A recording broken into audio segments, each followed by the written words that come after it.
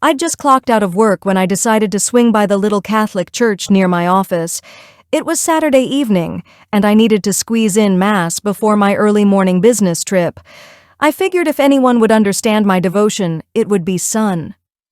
I smiled as I stepped inside, but the moment I saw that familiar, lanky figure near the altar, my heart sank. There was no mistaking it. Son.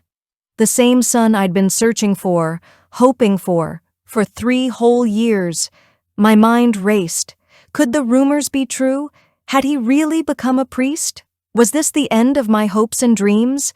I felt like the world was spinning, and I was drowning in a sea of despair. I stumbled to a pew and tried to catch my breath. The woman next to me asked if I was okay, but I just shook my head and mumbled something about being fine. As the Mass went on, my mind wandered. I'd learned that one of the new priests coming to the parish was Son. 7 years ago, Son and I were college roommates. He was so kind, gentle, and considerate.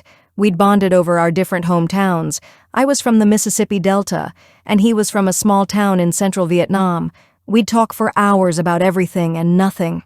He was such a great listener, always there to lend a sympathetic ear when I was feeling down. Over time, our friendship deepened. Even though I wasn't Catholic, he'd often invite me to church. At first, I went just out of curiosity, but I soon found myself feeling a sense of peace and tranquility there. I loved watching him pray, his eyes closed in concentration. And he was so devoted to Mary.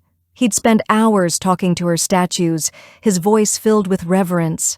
I realized that Son had feelings for me, but he was too shy to say anything.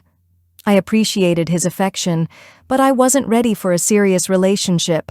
I had dreams of a big, dramatic love story, and our relationship felt too calm and steady. About a month before graduation, he asked me if I'd ever consider becoming Catholic. I laughed and said, "Why would I?" He hesitated before asking, "If you loved someone who was Catholic, would you convert to marry them?" I told him honestly that I didn't think so. He sighed and said, "I understand." After that, he seemed distant and withdrawn. I felt terrible, but I didn't know what to do.